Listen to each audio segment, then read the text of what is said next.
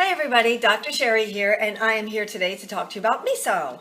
So miso, which actually means fermented beans, is Japanese, and it is a fermented paste primarily made out of soy, but can have rice or barley or chickpeas or anything else that's added to it as the fermentation process proceeds.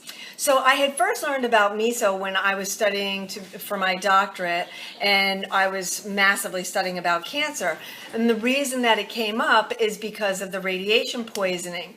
So in 1945, the atomic bomb hit Nagasaki, and there was a hospital within a 7-mile radius of the center of the blast.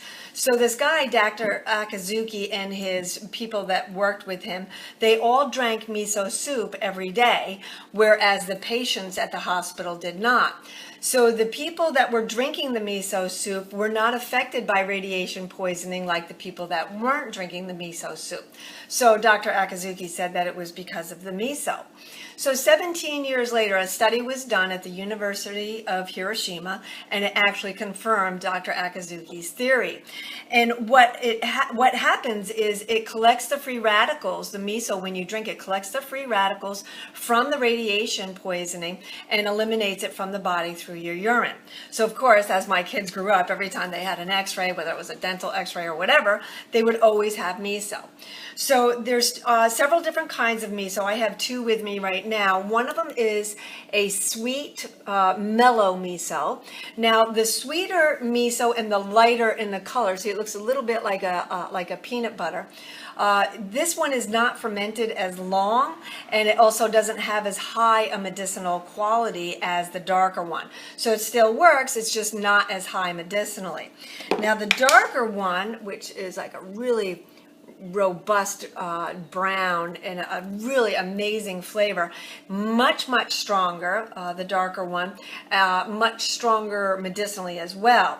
So how you prepare this or how you can use this, there's a million different ways you can use miso. What I usually do is take a scoop of it and I dissolve it in water, and then I'll add my hot water in afterwards, chop up a few scallions and mix it up, and I drink it like a broth or a soup.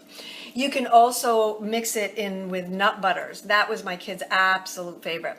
So what I would do is take some cashew butter or almond butter and mix a little bit of miso with it and put it on like a cracker or something, or a piece of bread or toast or whatever. You can also have it in your soup. So when you pour your bowl of soup, you take your miso and you put it in that soup dish itself and stir it around. Put it in gravy. You can use it in salad dressings. I've made salad dressings with ginger or garlic or whatever. Absolutely delicious.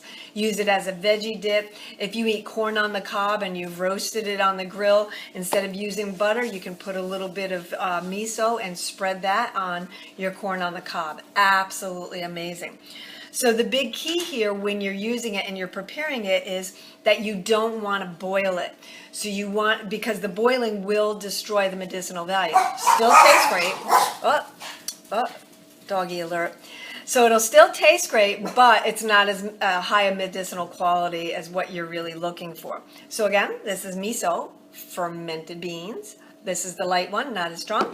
This is the dark one, much stronger. Hope to see you soon.